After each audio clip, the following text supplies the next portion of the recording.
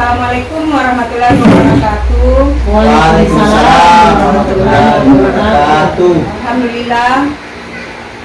Alhamdulillahirabbil alamin. Assalatu wassalam ala asrofil anbiya'i wal mursalin wa ala alihi wa ashabihi. Puji syukur kita panjatkan kehadirat Allah Subhanahu wa taala karena dekat hari ini kita diberi kesempatan, kesempatan untuk bertemu dalam rangka kegiatan teman kita sebagai CDP Angkatan 9. Beliau akan mempresentasikan tentang penyebaran pemahaman budaya positif. Untuk mempersingkat waktu, kita persilakan kepada Ibu Megawati selaku CDP Angkatan 7. Untuk itu Angkatan 9. Untuk itu dipersilakan. Terima kasih. Assalamualaikum warahmatullahi wabarakatuh. Waalaikumsalam warahmatullahi wabarakatuh. Pertama saya mengucapkan banyak terima kasih kepada rekan-rekan sekalian yang bersedia meluangkan waktunya pada hari ini untuk mengikuti penyebaran pemahaman budaya positif. Jadi teman-teman sekalian, hari ini adalah hari di mana saya diberikan amanah di calon guru penggerak untuk mempresentasikan atau memperkenalkan bagaimana menyebarkan pemahaman budaya positif yang telah saya pelajari di CDP. Jadi teman-teman sekalian, hari ini kita bersama-sama, ya saya mau berbagi ilmu atau pemahaman kepada teman-teman sekalian bagaimana tentang pemahaman budaya positif itu. Nah, kalau pula kita kirimkan salam dan salawat untuk beliau kita Nabi besar Muhammad Sallallahu Alaihi Wasallam, di mana beliau adalah panutan kita, uswatun hasanah hingga akhir zaman kelak, insya Allah. Baiklah teman-teman sekalian, kita mulai acara kita pada hari ini. Semoga berjalan lancar. Mari kita mulai dan sama-sama baca basmalah. Bismillahirrahmanirrahim. Ya, jadi sebelum kita mulai teman-teman, kita mulai dulu ya kesepakatan kelas kita. Jadi hari ini yang pertama, semua peserta aktif dalam diskusi. Jadi kita semua ini yang di dalam ruangan ini adalah peserta untuk berdiskusi, diupayakan bagaimana supaya aktif mendengarkan dan bertanya kalau misalnya ada hal-hal yang ingin diketahui. Yang kedua, diskusi dilaksanakan selama 60 menit ke depan. Ya, jadi teman-teman silakan berkolaborasi dan teman yang lain bertanya atau menanggapi selama 60 menit ke depan. Yang ketiga, peserta diskusi memberikan umpan balik. Jadi kesempatan kelas kita ini teman-teman di sini, apa ada yang mau ditambah atau ada yang mau dikurangi? Sudah jelas. Jelas ya. Ya, kita lanjut ke slide berikutnya. Kita ada yang mau dikurangi, Pak? Kalau durasinya itu ya sudah jelas 60 menit ya Bu Guru ya. Ya, jadi tujuan kita pada hari ini melalui diskusi ini kita dapat memahami konsep inti budaya positif dan menerapkannya dalam pembelajaran kita di sekolah. Jadi teman-teman, nanti sebentar kalau misalnya kita sudah belajar tentang pemahaman positif ini, budaya positif ini, kita bisa terapkan di kelas. Ya, jadi bisa ilmu baru sebenarnya kalau berbicara ilmu baru tidak sudah biasa kita laksanakan di kelas, namun kita tidak tahu kalau ternyata yang ini yang namanya ini seperti itu. Jadi bukan sebenarnya hal baru biasa kita lakukan, namun kita tidak mengetahui apa sebenarnya itu namanya. Ya, selanjutnya konsep inti budaya positif. Yang pertama, perubahan paradigma belajar. Yang kedua, disiplin positif, nilai-nilai kebajikan, kebutuhan dasar manusia, motivasi perilaku manusia, posisi kontrol guru, keyakinan kelas, dan ketiga restitusi. Nah, ini teman-teman yang akan kita bahas sebentar. Ya, jadi teman-teman, insya Allah nanti sebentar kita bisa berbagi ilmu, pengalaman mungkin ya dari teman-teman mulai dari kelas rendah sampai kelas atas, kelas tinggi. Ya. Selanjutnya Mari kita eh, apa mengingat kembali apa sebenarnya pendidikan. Pendidikan itu kan banyak hal ya, mulai dari kamus bahasa Indonesia, dan sekarang yang saya mau perkenalkan tentang pendidikan yang menurut Ki Hajar Dewantara, di mana pendidikan adalah menuntun segala kodrat yang ada pada anak agar mereka dapat mencapai keselamatan dan kebahagiaan. Kita garis bawahi kebahagiaan. Jadi anak-anak itu belajar sebenarnya untuk ingin bahagia. Jadi pemahaman yang paradigma yang perlu kita ketahui bahwa anak-anak itu belajar untuk bahagia. Jadi tidak ada tuh anak-anak yang belajar tertekan karena PR, tertekan karena gurunya sering marah-marah, tertekan karena sedikit-sedikit disuruh ini, disuruh itu. Jadi mari kita buat belajar anak kita bahagia yang setinggi-tingginya, baik sebagai manusia maupun sebagai anggota masyarakat. Jadi pendidikan itu yang ada di sekolah terutama ya, yang formal-formal itu adalah untuk mencapai keselamatan dan kebahagiaan. Itu di sekolah, begitu juga di masyarakat. Jadi di masyarakat itu yang namanya melalui pendidikan, mereka intinya ingin keselamatan dan kebahagiaan yang setinggi-tingginya. Itu menurut Bapak Pendidikan kita, Ki Hajar Dewantara. Jadi mulai sekarang mungkin paradigma berpikir kita teman-teman bahwa belajar itu adalah untuk mencapai keselamatan dan kebahagiaan. Di sini mungkin ada yang bisa mengutarakan pendidikan seperti apa, atau ada ingin menyampaikan sesuatu tentang pendidikan. Silakan Pak Audin. Iya. Apa ini Pak? Apalagi menurut kita atau menurut siapa tentang pendidikan itu kita? Bagaimana semestinya kalau pendidikan itu, atau pengertian pendidikan itu apa? Atau menurut Bapak pendidikan itu harusnya seperti apa? Ya baik, terima kasih. Menurut saya sendiri, setelah melihat Iya, silakan Pak Audin. ya baik, terima kasih atas kesempatan yang diberikan. Jadi pendidikan itu adalah usaha di mana kita bisa membuat pembelajaran yang menyenangkan, ya. Mungkin itu menurut saya. Jadi bagaimana kita membuat anak-anak menjadi senang, ya sama dengan Bapak Ki Hajar Dewantara, keselamatan dan kebahagiaan. Artinya membuat pembelajaran menyenangkan di dalam kelas. Ini itu saja. Terima kasih. Terima kasih untuk sementara dari Pak Audin. Jadi intinya juga adalah menyenangkan. Jadi bagaimana supaya pembelajaran di kelas itu menyenangkan ya Pak? Dengan cara apa? Banyak hal.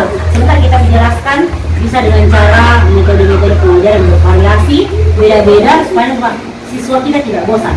Begitu ya Pak? Ya, kita lanjut dulu ya teman-teman. Nanti kalau misalnya ada pertanyaan lagi, bisa flashback ke belakang dan bagaimana mencermati bagus, mencermati dengan baik materi ini. Jadi murid-murid kita itu seperti apa? Murid-murid kita itu yang pertama adalah unik dan berbeda. Jadi setiap siswa kita mulai dari kelas 1 sampai kelas 6 itu mereka memiliki keunikan yang berbeda-beda. Coba bikin perhatikan satu-satu, 2-3 orang, biarpun mereka kembar mungkin ya, mereka memiliki keunikan yang berbeda. Satu hal misalnya gemar olahraga, satunya bisa bernyanyi atau seni. Setiap murid kita unik dan berbeda.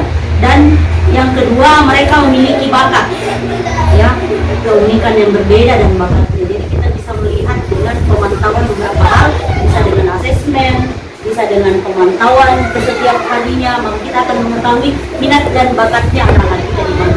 Jadi kalau misalnya dia senang main bola, jangan terlalu dipaksa dia dalam berhitung. Bukan bilang tidak boleh ya, atau dipaksakan berhitung, enggak. Kita sudah tahu bakatnya dia adalah olahraga. Jadi difokuskan bagaimana anak itu supaya di olahraga dia bakatnya itu bisa terlatih, terasah, tapi tidak menutup juga, tidak bisa di matematika. Kita harus tetap memberikan materi-materi bagaimana supaya anak kita itu tetap bisa berolahraga dan belajar berhitung, seperti itu. Yang ketiga adalah potensi. Setiap anak kita memiliki potensi dalam dirinya. Bagaimanapun anak itu, dia memiliki potensi. Hal apa saja ada yang bisa, kalau kita sudah menemukan dan mengasahnya, maka potensi itu akan keluar dan semakin bisa mengarahkan dia untuk lebih maju ke depannya. Dan yang intinya adalah kita adalah ingin kebahagiaan. Jadi dengan bagaimana dengan pendidikan ini murid kita bisa berbahagia.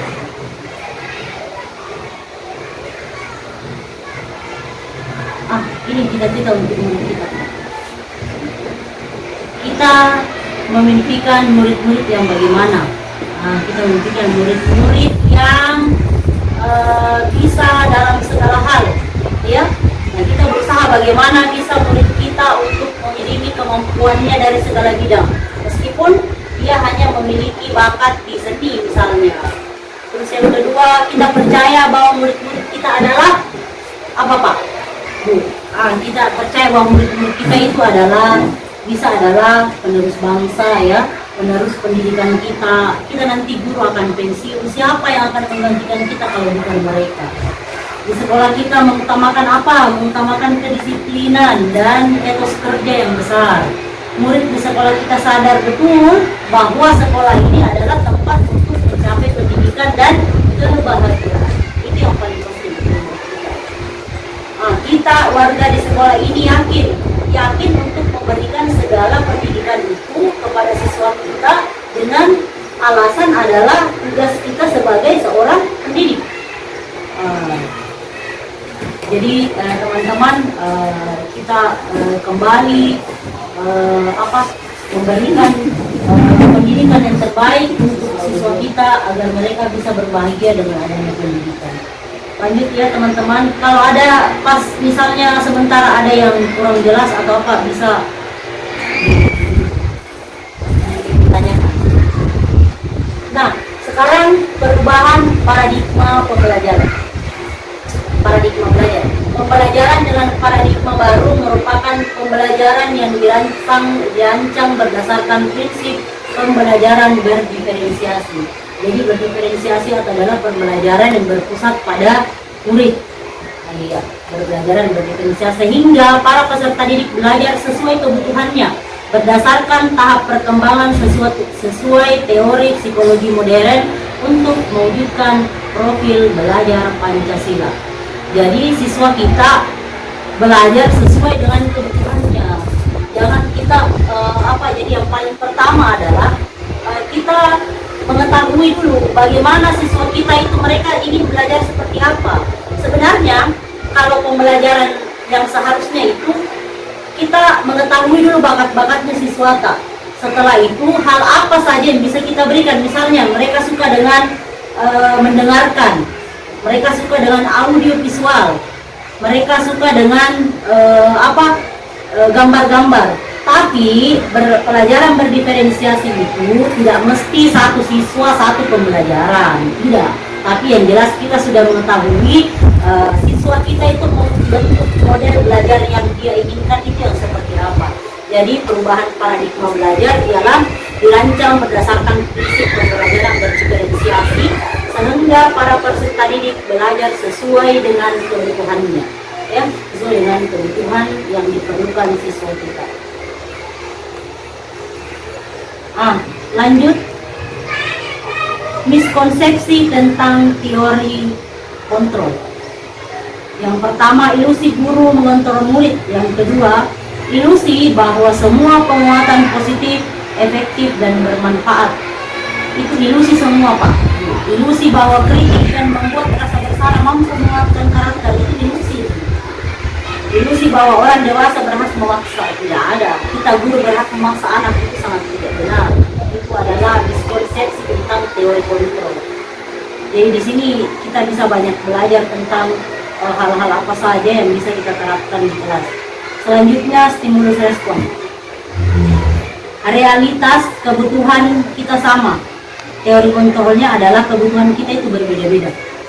Jadi stimulus respon semua orang melihat hal yang berbeda, tapi setiap orang memiliki gambaran berbeda. Kita mencoba mengubah orang agar berpandangan sama dengan kita. Teori kontrolnya kita berusaha memahami pandangan orang lain tentang dunia. Perilaku buruk dilihat sebagai suatu kesalahan. Semua perilaku memiliki tujuan. Nah, kita kalau buruk nih kita salah nih, kirai salah nih. Yang bisa, saya bisa mengontrol orang lain, Anda tidak bisa mengontrol orang lain. Kemaksaan ada pada saat bukan gagal. Kolaborasi dan konsensus menciptakan pilihan-pilihan baru. Model berpikir menang kalah, model berpikir menang-menang. Jadi itu adalah stimulus respon, dan teori kontrolnya seperti ini. Kalau misalnya kebutuhan kita sama, ternyata teori kontrol yang sebenarnya itu adalah realitas atau kebutuhan yang berbeda. Lanjut. Disiplin positif. Disiplin positif, disiplin mengacu pada disiplin diri yang memiliki tanggung jawab terhadap apa yang dilakukannya berdasarkan nilai-nilai yang diyakini. Yang kedua, disiplin positif merupakan salah satu cara penerapan disiplin yang bertujuan menumbuhkan kesadaran serta memberdayakan peserta didik tanpa imbalan penghargaan, ancaman, atau hukuman.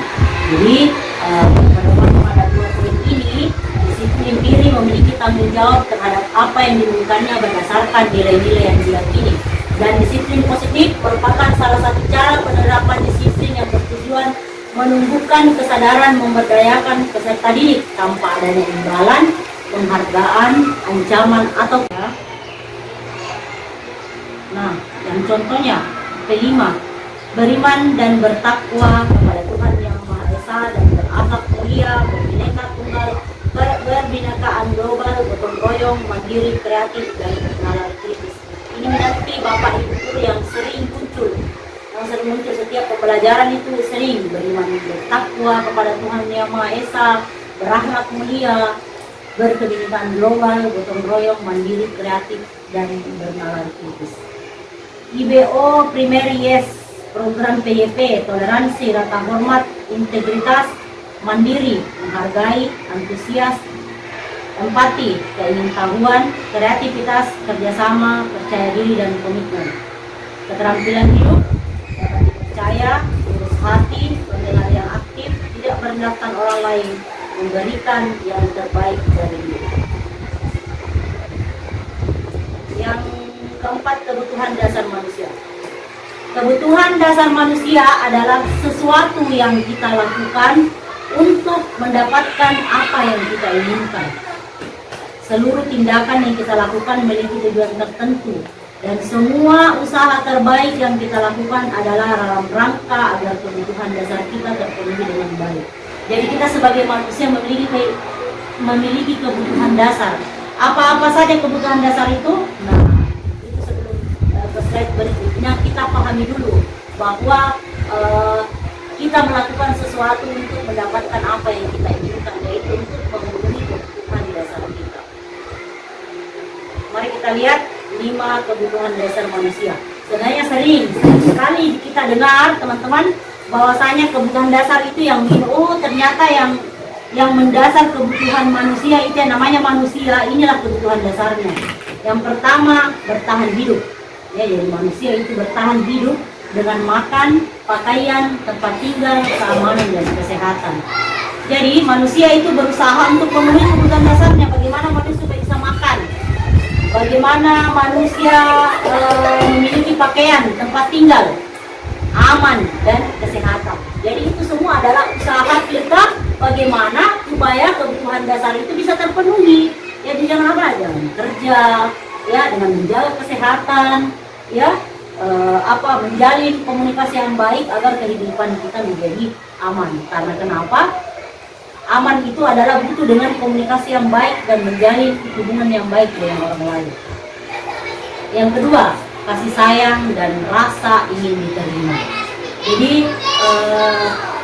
rasa diterima, kepedulian, berbagi, kerjasama menjadi bagian dalam kelompok. Jadi setiap orang itu membutuhkan kasih sayang dan rasa ingin diterima. Rasa ingin diterima di mana di lingkungan hidup kita masing-masing. Dan yang ketiga, penguasaan, harga diri, keinginan untuk dianggap memimpin, berprestasi, diakui, dan didengar. Jadi setiap orang itu memiliki harga diri, memiliki keinginan untuk dianggap. Saya ini mau dianggap sebagai teman-teman, sebagai teman kalian yang ingin berkolaborasi, ya, ingin berbagi, begitu. Saya ini, semua orang ingin dianggap berprestasi. Saya memiliki prestasi berprestasi dalam bidang saya masing-masing.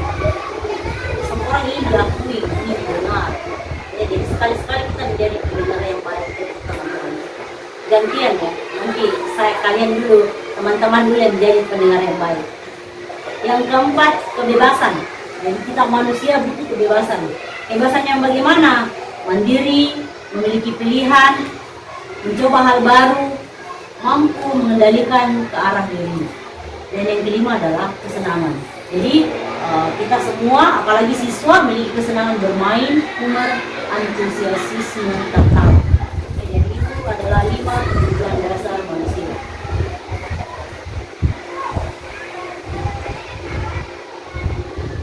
Selanjutnya, motivasi perilaku manusia ada 2, ada ekstrinsik dan intrinsik. Di mana ekstrinsik itu untuk menghindari ketidaknyamanan, hukuman, untuk mendapatkan imbalan atau penghargaan dari orang lain. Itu yang dari ekstrinsik. Yang kalau dari intrinsiknya yang mana? Untuk menjadi orang yang mereka inginkan dan menghargai diri sendiri dengan nilai-nilai yang mereka percaya. Hukuman, perbedaan hukuman, konsekuensi, dan restitusi. Nah, teman-teman, kalau berbicara soal hukuman, ya, kita semua guru adalah tipe-tipe penghukum. Dari zaman kita sekolah dulu, semua itu guru-guru tipenya penghukum. Nanti kita lihat. Jadi hukuman itu yang mana? Hukuman itu tidak terencana. Murid tidak tahu apa yang akan terjadi, tidak dilibatkan, bersifat satu arah, berupa hukuman fisik atau psikis. Jadi itu hukuman. Beda hukuman, konsekuensi, dan restitusi. Yang kedua, ini berbeda. Konsekuensi itu terencana, disepakati, sesuai peraturan. Murid tetap dibuat tidak nyaman. Sikap guru selalu memonitor murid. Nah, itu konsekuensi. Nah, sekarang kita ke restitusi. Nah, restitusi adalah proses menciptakan kondisi bagi murid untuk memperbaiki kesalahan. Proses kolaboratif yang mengajarkan murid untuk mencari solusi sendiri. Jadi perbedaannya adalah hukuman, konsekuensi, dengan restitusi. Jadi yang mana sebenarnya yang kita terapkan di pembelajaran itu adalah restitusi. Tidak ada sebenarnya hukuman. Konsekuensi juga tidak ada. Yang ada adalah restitusi. Bagaimana restitusi itu? Sebentar kita bahas. Nah, posisi kontrol biru. Posisi kontrol biru itu ada 5. Sebagai penghukum, sebagai pembuat rasa bersalah, sebagai teman, sebagai pemantau, dan sebagai manajer. Selama ini, kita mungkin sebagai guru sering menjadi penghukum. Pernah juga kita menjadi teman, pernah juga kita membuat rasa bersalah, pernah jadi pemantau, pernah juga jadi manajer. Yang mana sebenarnya yang paling sering kita lakukan adalah, kalau saya sendiri merefleksi selama saya jadi guru sudah 19 tahun ya kurang lebih, sambil saya kuliah, sambil mengajar, sekitar 19 tahun yang paling sering dilakukan sebenarnya adalah penghukum. Teman pernah juga menjadikan teman siswa kita sebagai teman. Nah, yang paling baru yang saya dapatkan di sini adalah sebagai seorang manajer. Jadi guru itu sebaiknya menjadi seorang manajer. Mari kita lihat teman-teman. Contoh penerapan 5 posisi kontrol dulu.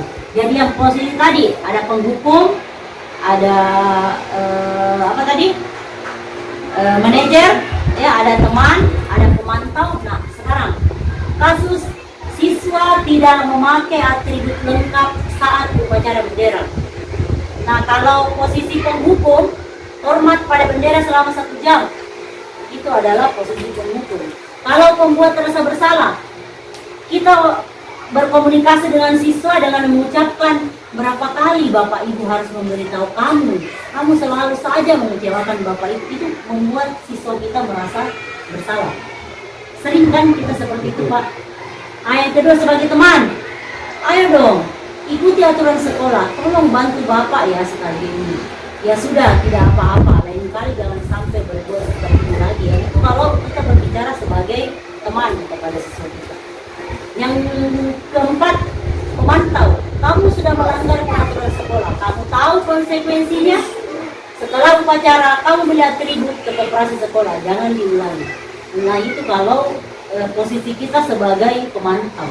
Yang kelima, manajer, apakah kamu tahu kesalahanmu? Nah, kita berusaha memunculkan dalam diri siswa untuk mengetahui dan sadar akan kesalahannya. Dan kira-kira bagaimana kamu memperbaiki kesalahanmu. Jadi kita tidak menghukum.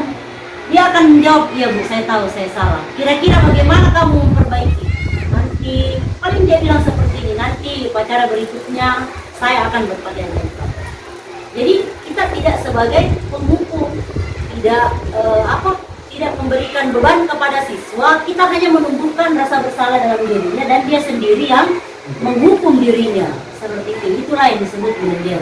Jadi diupayakan dalam posisi kontrol, kita berusaha menjadi guru sebagai posisi kontrol kita adalah berupaya bagaimana bisa menjadi manajer. Ya, saya teman-teman sambil diminum, dinikmati yang ada di depan, santai saja tabe. Iya, teman-teman, jadi 5 posisi kontrol guru. Mari kita menengok diri kita, menengok kapasitas kita, sudah sejauh mana yang kita lakukan sebagai penghukum, membuat merasa bersalah, sebagai teman, sebagai pemantau, dan sebagai manajer.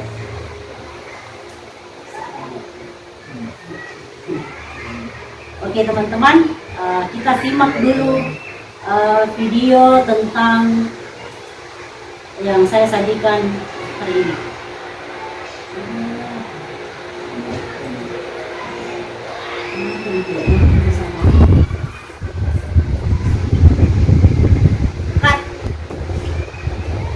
Baiklah teman-teman, untuk lebih memperjelas posisi kontrol guru yang kita hadapi saat ini, kita simak dulu video pembelajaran video berikut ini.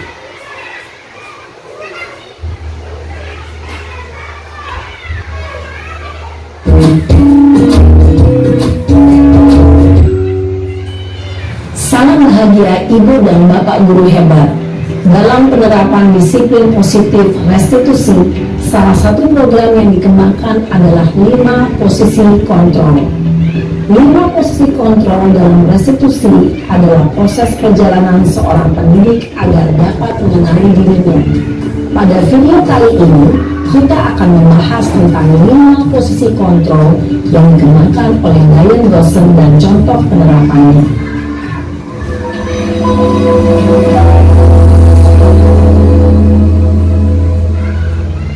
Lima posisi kontrol itu adalah: 1. Posisi penghukum. 2. Posisi pembuat merasa bersalah. 3. Posisi teman. 4. Posisi pemantau atau monitor. Dan 5. Posisi manajer. Untuk lebih memahami kelima posisi tersebut, mari kita saksikan kasus Naren yang terlambat hadir 20 menit di sekolah dan melihat bagaimana kelima posisi kontrol dalam menghadapi masalah tersebut.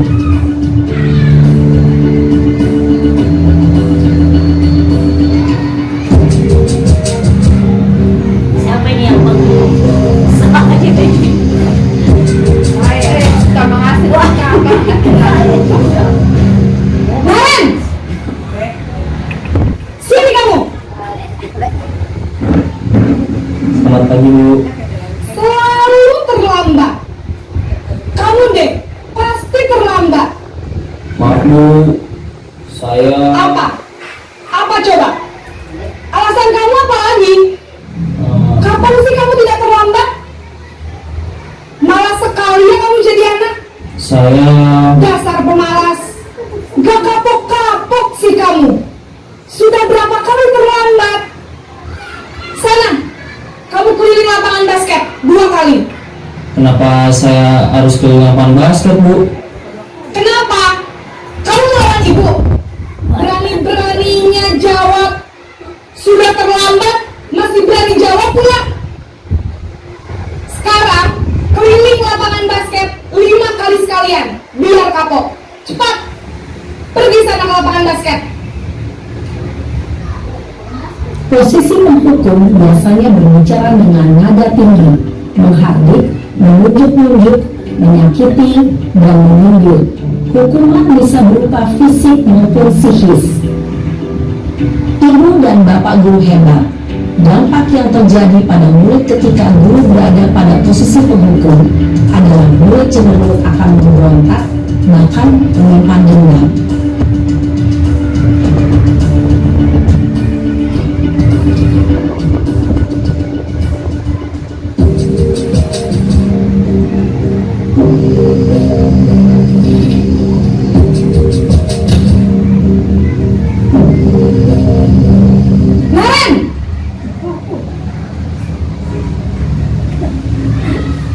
Selamat pagi Bu.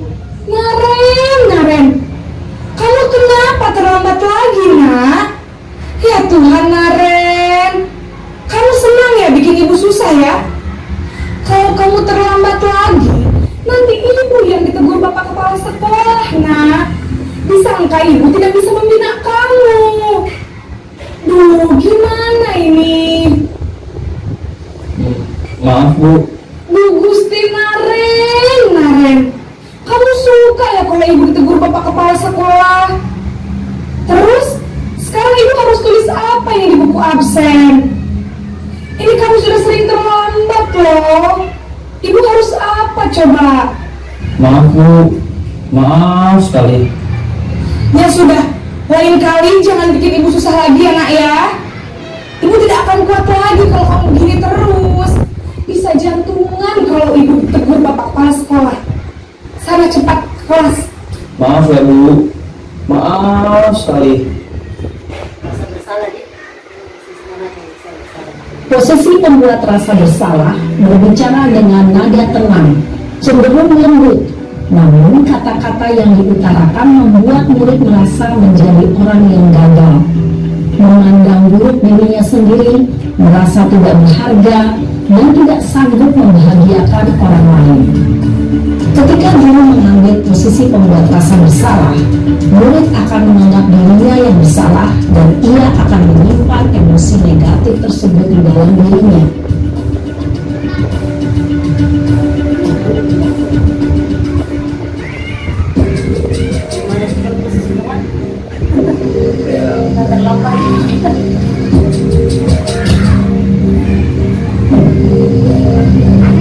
Naren!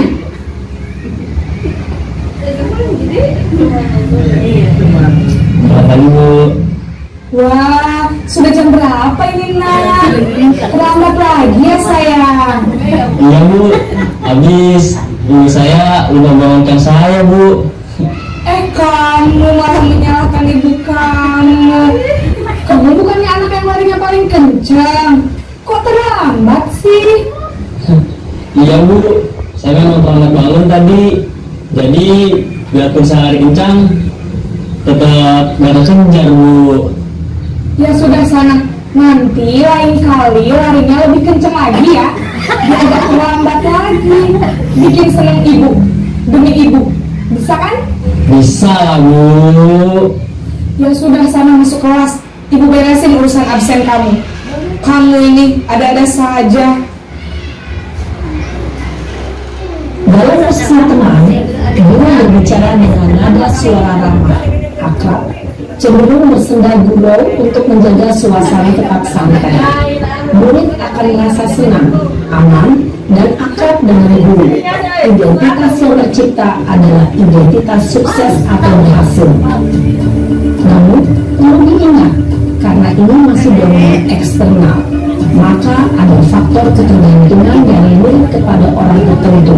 Di sini guru absennya, sehingga dalam waktu murid bisa berperilaku baik, namun hanya kepada orang-orang tertentu saja.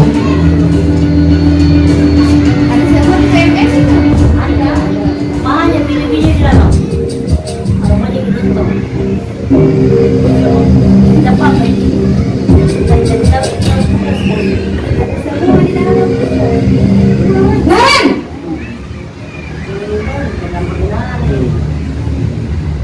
Selamat pagi Bu.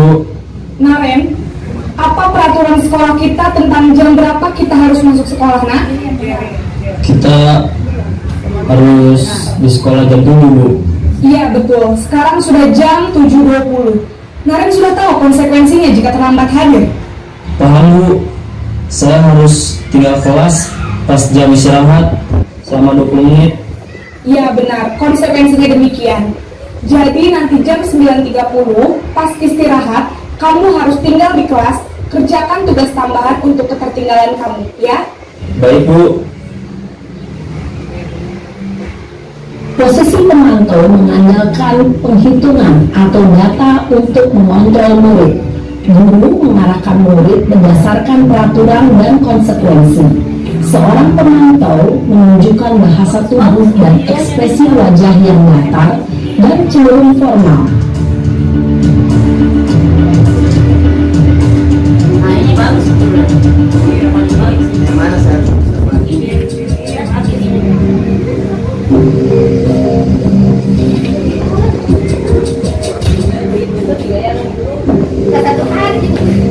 Naren!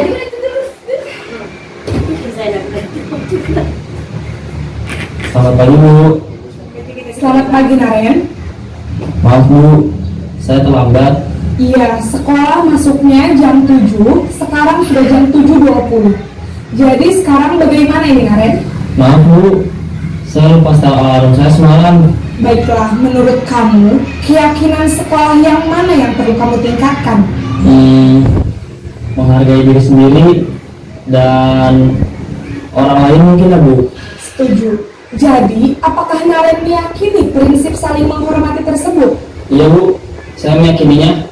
Apakah Naren bersedia memperbaiki masalah keterlambatan ini? Bersedia Bu. Bagaimana kamu akan perbaiki masalah keterlambatan ini? Saya akan coba untuk tidak lupa menyetel alarm saya Bu. Baik, kalau Naren lupa menyetel alarm di rumah, ada orang yang kira-kira bisa bantu mengingatkan tidak? Ada Bu, kata saya, Kak Emma. Ada lagi selain Kak Emma? Selain Kak Emma, ada ibu saya. Baik, jadi yang mengingatkan Naren adalah Kak Emma dan ibu kamu ya? Kira-kira akan mulai setel alarm kapan ya Naren? Setelah pulang sekolah, akan segera saya lakukan. Baik, jadi Naren akan setel alarm untuk bangun besok pagi dan akan diingatkan oleh kakak dan ibunda Naren ya. Ada lagi yang mungkin perlu dilakukan Naren agar tidak terlambat bangun lagi. Tidak ada Bu. Baik Naren, terima kasih untuk kerjasama kamu. Sekarang kamu perlu kembali ke kelas untuk belajar. Baik Bu, terima kasih. Posisi manajer adalah posisi kontrol yang disarankan untuk membimbing murid memiliki sikap disiplin yang positif, yaitu murid yang mandiri, bertanggung jawab, dan dapat memecahkan masalah. Tujuan dari posisi ini adalah agar murid dapat berefleksi atas tindakannya. Guru akan dengan tulus memberikan pertanyaan-pertanyaan bermakna, sehingga membuat murid dapat belajar dari kesalahannya dan mencari sebuah solusi untuk menyelesaikannya. Ibu dan bapak guru hebat, setelah mengamati adegan kelima posisi kontrol tadi, kira-kira posisi mana yang paling ideal? Posisi mana yang dapat menunjang motivasi intrinsik murid? Ya, tentu posisi manajer. Posisi ini memang posisi ideal yang ingin dituju setiap pendidik. Pada posisi inilah, guru dapat menerapkan disiplin positif yang berpihak pada murid dan memerdekakan murid.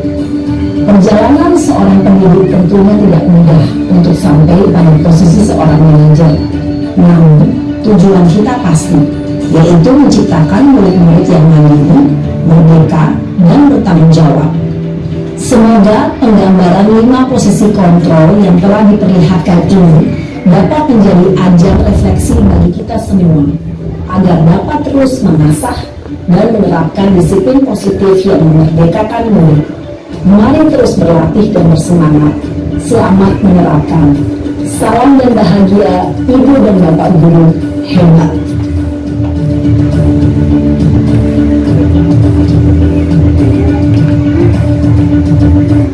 Iya. Bagaimana teman-teman dengan video yang tadi? Ya, jadi video yang tadi adalah bisa menjadi inspirasi bagi kita ya, bisa menjadi inspirasi bagaimana kita menerapkan posisi kontrol kepada siswa-siswa kita. Jadi posisi pertama adalah posisi penghukum.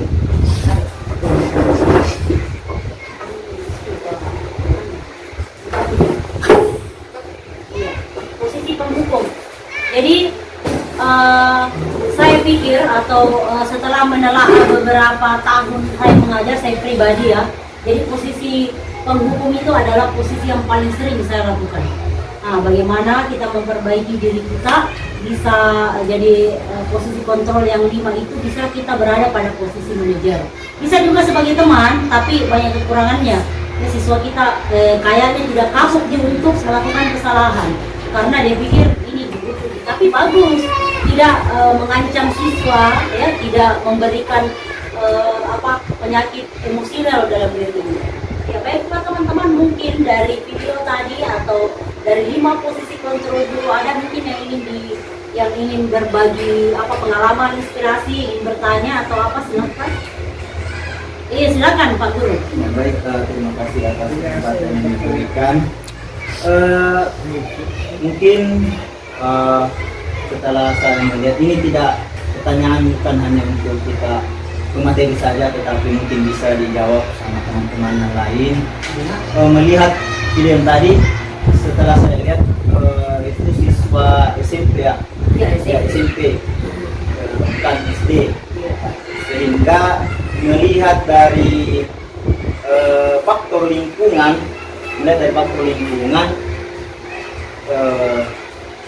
apakah cara berpikir SD dengan berpikir SMP dengan pertanyaan-pertanyaan sebagai manajer itu bisa tersampaikan. Seumpama kita tanya ada siswa yang membuat kesalahan, kemudian kita tanya, apakah kamu tahu kesalahanmu? Tidak, Pak. Ya, dia merasa bahwa dia tidak bersalah. Kemudian bagaimana caranya kita sebagai guru memberikan pertanyaan, kamu salahnya di sini. Itu salah lagi. Kita tidak sebagai manajer kalau sudah seperti itu, karena kita sudah mengatakan kesalahan sendiri dan itu tidak bisa di manajer itu. Nah, kemudian setelah kita beritahu ini salahmu, terus bagaimana cara kamu untuk memperbaiki kesalahanmu? Tidak tahu, Pak. Ya mungkin itu pertanyaan. Kalau SD kelas 5, kelas 6 bolehlah bisa menjawab pertanyaan. Tapi kalau kelas 1, kelas 2, kelas 3, yang kelas-kelas rendah lah, dia tidak berpikir bahwa dia salah, dia tidak merasa bahwa salah. Jadi mungkin bagaimana solusinya Bapak Ibu guru, sehingga apa sebenarnya yang kita harus pakai dalam memposisikan kita sebagai guru, ya, karena ada penghukum sebagai teman, kemudian pembuat rasa bersalah, dan juga sebagai pemantau manajer. Mungkin itu bisa saya sampaikan solusi. Iya, menarik sekali ya, Bapak Ibu guru. Jadi itu tadi memang contoh dari SMP ya, di mana SMP itu tingkat berpikirnya sudah lebih dari SD, lebih di atas sedikit daripada SD. Nah, sekarang untuk memaksimalkan kita menjadi sebagai posisi manajer, sebagai seorang guru, nah kita posisikan diri sebagai SD ya, misalnya di kelas rendah. Mungkin sebelum saya memberikan sedikit solusi mungkin atau gambaran kepada Pak Lebih, mungkin ada teman-teman yang bisa membantu. Silakan. Terima kasih atas kesempatan yang diberikan. Kalau menurut saya, jika dibandingkan pemikiran dari siswa SMP dengan SD itu mungkin jauh berbeda ya. Karena kalau dipikir di SMP itu sudah dewasa. Kalau di SD termasuk masih anak-anak, apalagi kalau dia masih kelas-an atau kelas rendah itu sangat berbeda. Menurut saya, kalau di fase A itu, kalau posisi manajer itu mungkin kita belum bisa terapkan karena itu membutuhkan pemikiran yang jernih dalam menjawab pertanyaan seorang guru. Kalau saya itu posisi yang bagusnya itu posisi teman. Ya, posisi teman kalau di tingkat kelas rendah. Tetapi kalau kelas tinggi itu mungkin sudah bisa kita terapkan yang namanya posisi manajer karena dia sudah lebih paham dengan kata-kata yang kita keluarkan seperti itu. Jadi kalau misalkan di SD itu ada seorang siswa yang sesuai dengan video yang kita lihat itu ada yang datang terlambat. Mungkin kita yang punya kelas kadet yang kita tahu harus teman saja, jangan tertutup atas segala macam. Kalau posisi manajer hanya belum bisa, gitu. Beda dengan kelas tinggi, mungkin sudah bisa karena pelajaran sudah begitu. Yes. Terima kasih Ibu Asriani. Jadi menurut Ibu Asriani bahwasannya kalau sebagai seorang manajer di kelas rendah itu sebaiknya kita berlakukan di posisi teman dulu ya. Mungkin ada lagi dari teman-teman yang lain. Ya. Kalau menurut saya tetap ya betul gitu sekali kita mau memposisikan kita sebagai teman di kelas rendah, kelas 1 dan kelas 2. Tapi Bapak Ibu tergantung juga kesalahan siswa kita. Nah kalau misalnya contoh terlambat tadi, kalau kita tanya kesalahan siswa mungkin mereka tahu saya terlambat Bu Guru. Ya saya terlambat. Jadi kalau disuruh mencari solusi sendiri, paling dia bilang nanti bangun cepat Kak besok. Itu mungkin jawaban yang paling sederhana. Jadi mari kita kolaborasikan menjadi teman dan mengupayakan bagaimana posisi kontrol itu tetap kita asah. Tetap kita asah, tetap kita munculkan, ya tetap kita munculkan bagaimana bisa menjadi manajer yang baik. Ya tetap. Kalau teman mungkin cocok sekali memang seperti kata Ibu Asriani di kelas rendah itu kelas 1 dan kelas 2 teman paling cocok. Kenapa bisa datang terlambat? Nah, jam berapa nih ini? Tapi tetap kita bagaimana mengasah posisi kita menjadi seorang manajer di kelas rendah. Karena kalau kita dikolaborasikan Pak Guru. Karena kalau kita tidak mengasah bagaimana dengan saya yang terus di kelas 1 dan kelas 2, saya tidak bisa menerapkan posisi kontrol manajer begitu. Kalau saya jadi tergantung juga dengan situasi kesalahan anak siswa kita yang paling sering adalah berkelahi dengan teman. Kita bisa tanya, kenapa kau berkelahi? Aku buka duluan, paling kan mereka lebih dulu. Jadi bagaimana mengupayakan? Ada juga satu video yang pernah saya lihat di di LMS saya itu seorang siswa berkelahi dengan temannya. Jadi tapi dia SMA ya, dia SMA. Begitu ditanya, mereka langsung tahu saya yang salah.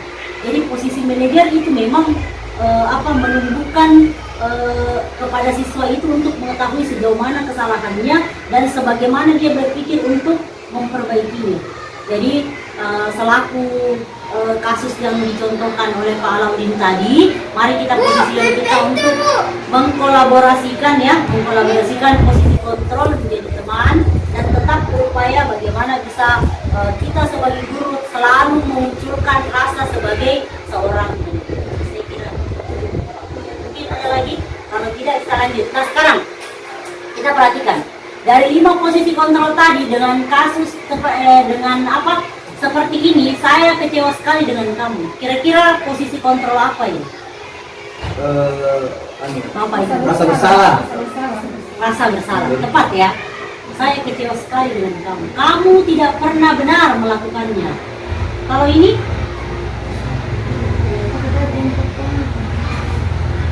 Hukum. Kalau yang kelima penghukum ya. Kamu tidak pernah dapat nilai, tidak akan dapat nilai jika tidak mengerjakan tugas. Dan kelima penghukum ya. Kalau yang manajer yang mana? Apa rencanamu? Apa rencanamu untuk menyelesaikan masalah ini? Itu manajer. Kalau ayolah lakukan dari Bapak Ibu. Teman. Jadi pemantau kamu tidak pernah benar melakukannya, itu adalah pemantau. Saya kira Bapak dan Ibu guru cermat untuk melihat mana posisi kontrol yang bisa kita lakukan dan di posisi mana kita berada. Teman-teman, adakah di sini yang merasa tidak pernah berada di posisi kontrol penghukum? Kalau dari pengalaman saya lebih sering penghukum. Ya supaya harus ini menghukum iya. Sekarang keyakinan kelas. Sering sekali kita dengar tentang keyakinan, jarang sekali kita dengar yang ada adalah peraturan kelas. Jadi mengapa keyakinan kelas bukan peraturan kelas? Ibu bapak guru yang saya kira notabene semua pernah di bangku kuliah ya. Di bangku kuliah itu kan biasa kontrak kuliah ya. Nah itu mungkin bahasa kerennya di universitas, kontrak kuliah. Nah sama sekarang di kelas SD. namanya keyakinan kelas. Kenapa bukan peraturan kelas? Nah, itu dia pertanyaannya. Kenapa bukan disebut peraturan kelas? Ya, keyakinan kelas. Nah, ini pembentukan keyakinan kelas bersifat abstrak, berupa pernyataan universal, disebut dalam pernyataan positif, sedikit agar mudah diingat, sesuai dengan kondisi kelas agar mudah diterapkan. Semua warga sekolah, warga kelas dilibatkan membuat keyakinan kelas. Segitiga restitusi. Jadi saya lanjut dulu tentang keyakinan kelas ya. Jadi keyakinan kelas itu adalah cara membuat keyakinan kelas, bukan guru ya, seperti ini bisa diterapkan di kelas Bapak Ibu guru.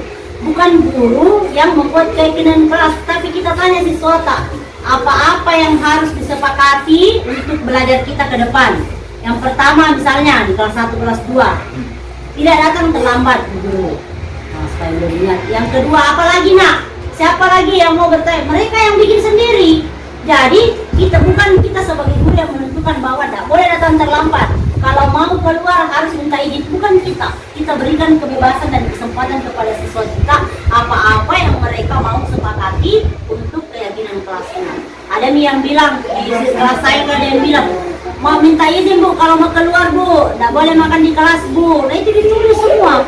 Nanti sebentar mereka sendiri yang meyakini dan menjadikan itu sebagai bahan pertimbangannya, aturannya, ya keyakinannya untuk melaksanakan pembelajaran. Jadi seperti itu modelnya. Jadi keyakinan kelas itu adalah dibuat oleh siswa sendiri, disepakati bersama, dan konsekuensinya. Ada yang pernah bertanya, bagaimana bu kalau dia melanggar? Ada praktiknya, kita kembalikan lagi. Lalu kita tanya lagi, apakah sesuai dengan keyakinan kelas? Ya.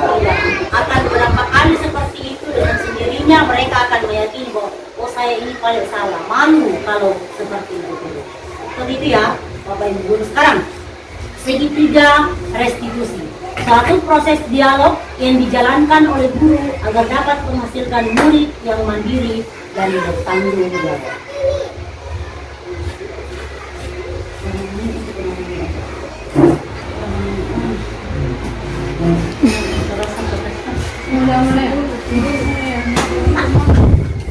Stabilkan identitas.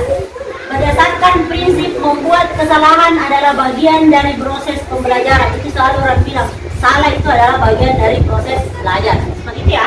Nah, yang kedua, berbuat salah itu wajar. Tidak ada manusia yang sempurna. Bapak Ibu juga pernah melakukan itu. Ibu Bapak tidak mau mencari siapa yang salah, tapi Ibu Bapak ini mencari solusi dari permasalahan ini. Kamu berhak merasa begitu. Itu menstabilkan identitas. Itu maksudnya kalau misalnya ada kasus, mari kita gunakan pertanyaan-pertanyaan seperti ini.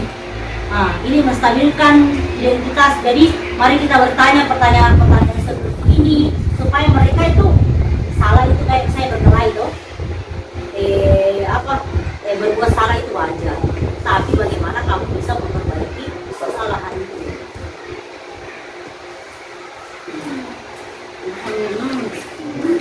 Yes, sama semua. Validasi tindakan yang salah. Berdasarkan prinsip setiap perilaku berupaya memenuhi suatu kebutuhan tertentu. Ya. Yang kedua, kamu pasti punya alasan mengapa melakukan itu. Ketiga, padahal kamu bisa melakukan yang lebih buruk dari ini. Kamu patut bangga karena telah memenuhi sesuatu yang penting buatmu. Kamu melakukannya karena mempertahankan sesuatu yang penting buatmu. Jadi memvalidasi kalau misalnya hal-hal yang salah divalidasi dengan memberikan pertanyaan-pertanyaan seperti ini.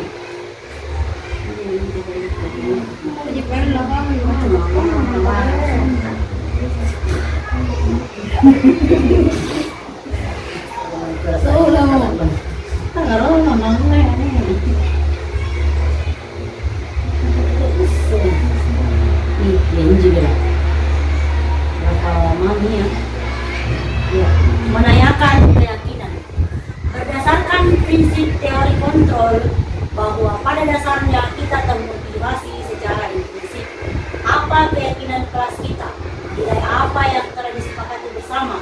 seperti apa gambaran sebuah kelas yang ideal menurut kamu? Kamu ingin menjadi orang yang seperti apa? Jadi teman-teman sekalian, keyakinan kelas itu ini yang kita tanyakan kepada siswa kita. Apa-apa yang berdasarkan prinsip teori kontrol bahwa pada dasarnya kita termotivasi secara intrinsik dari dalam, ya, intrinsik, motivasi dari dalam. Nilai apa yang telah disepakati bersama? Jadi teman-teman sekalian atau anak-anak kita, siswa kita telah menyepakati hal-hal yang bagaimana, dan itulah yang akan menjadi keyakinan kita. Seperti apa gambaran kelas yang ideal buat siswa kita? Mereka ingin kelas yang nyaman, mereka ingin kelas yang belajarnya menarik. Begitu itu kita sebagai guru juga harus bagaimana memotivasi diri kita untuk menjadikan kelas kita atau suasana belajar kita menarik dan semuanya berpusat pada murid. Jadi intinya sebenarnya adalah pembelajaran yang berpusat pada murid. Kita ini guru hanya adalah fasilitator, ya. Anak-anak itu memiliki bakat sendiri. Anak-anak itu disuruh seperti halnya kita menanam padi, ya. Jadi anak-anak itu adalah sebuah kertas kosong yang diisi, tapi ada memang nih garis-garis tipis di dalamnya. Itu yang perlu kita pahami, ya. Orang pahami itu hanyalah anak-anak itu adalah sebuah kertas kosong. Padahal di balik kertas kosong itu sudah ada sedikit garis-garis yang ada di dalamnya. Kita guru tugasnya adalah menebalkan garis-garis itu. Misalnya dia sukanya pada bagian seni, mari kita menebalkan garis-garis yang ada dalam itu untuk meningkatkan bakat dan minatnya di dalam seni. Seperti itu maksudnya. Jadi jangan ada nih garis-garis tipisnya, mau lagi ditambah garis-garis di bawah berikutnya, padahal itu yang anak-anak mau ditebalkan itu garisnya. Seperti itu dari pemahaman yang saya dapat dihajar dengan baik. Lanjut teman-teman, mungkin sedikit lagi materi saya. Nah, saya pernah melakukan restitusi kepada siswa saya, ya. Dia itu datang terlambat. Dengan alasannya Nalupai bilang masuk jam 7. Dia bilang lupa, ibu kira masuk siang.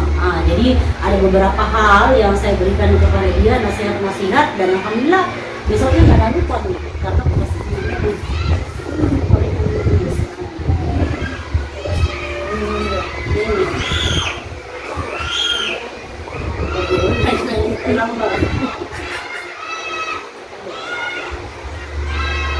ya.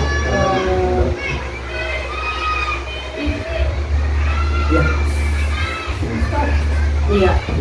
Jadi teman-teman, dalam penerapan program disiplin positif, hendaknya kita sebagai guru memiliki standar kepribadian profesional, sosial yang baik, di mana guru mampu merefleksi dirinya dalam posisi kontrol saat ini.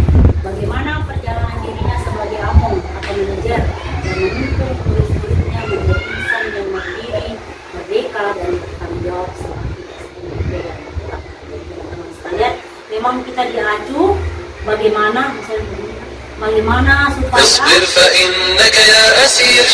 supaya kita menjadi guru yang memiliki standar kepribadian yang baik, karena kita adalah contoh utama. Yang paling sering saya di kelas dengan teman-teman saya sedikit berbagi kisah. Anak-anak saya itu kalau di kelas, kalau tidak pakai lipstick, nah perhatikan sekali, Bu, tidak pakai lipstick, Ki.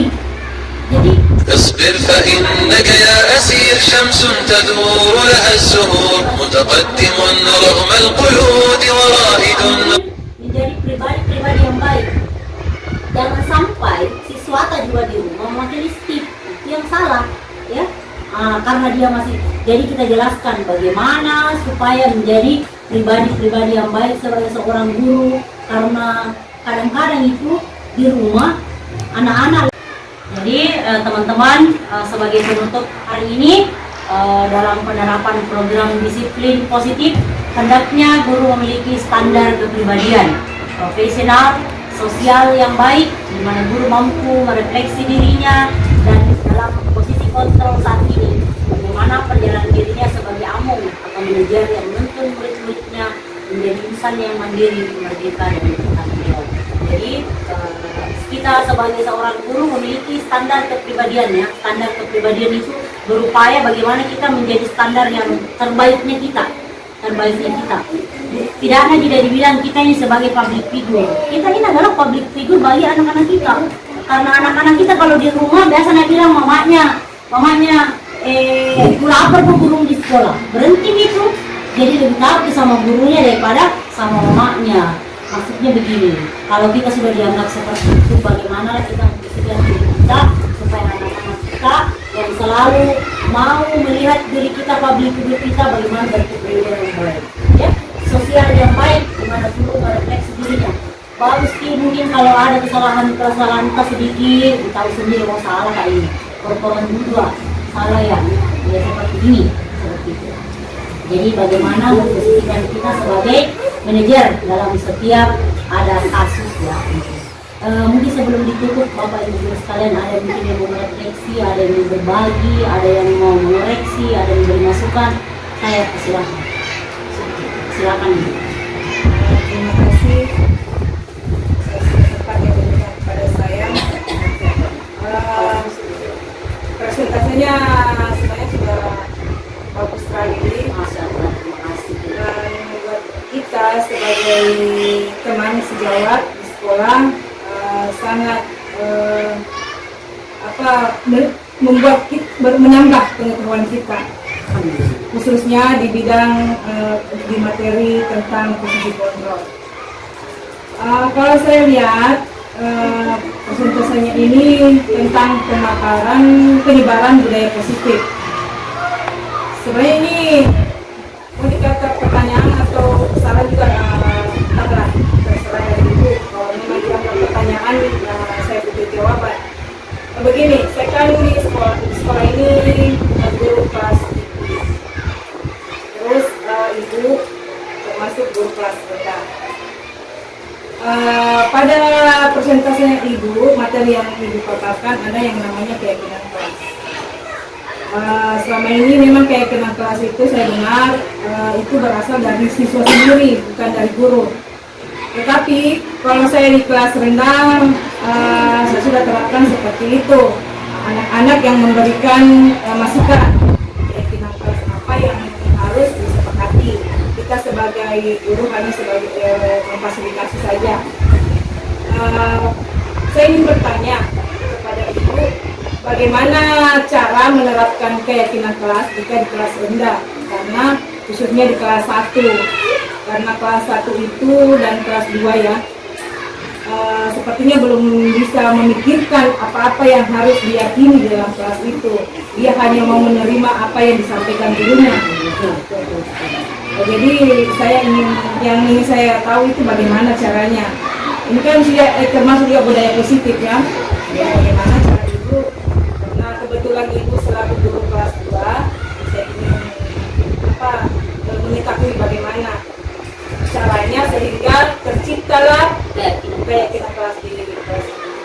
Terima kasih, pertanyaan sangat menarik dan menantang juga buat saya, karena saya melakukan keyakinan kelas di kelas itu beberapa kali, intinya beberapa kali dengan model dan metode yang berbeda-beda.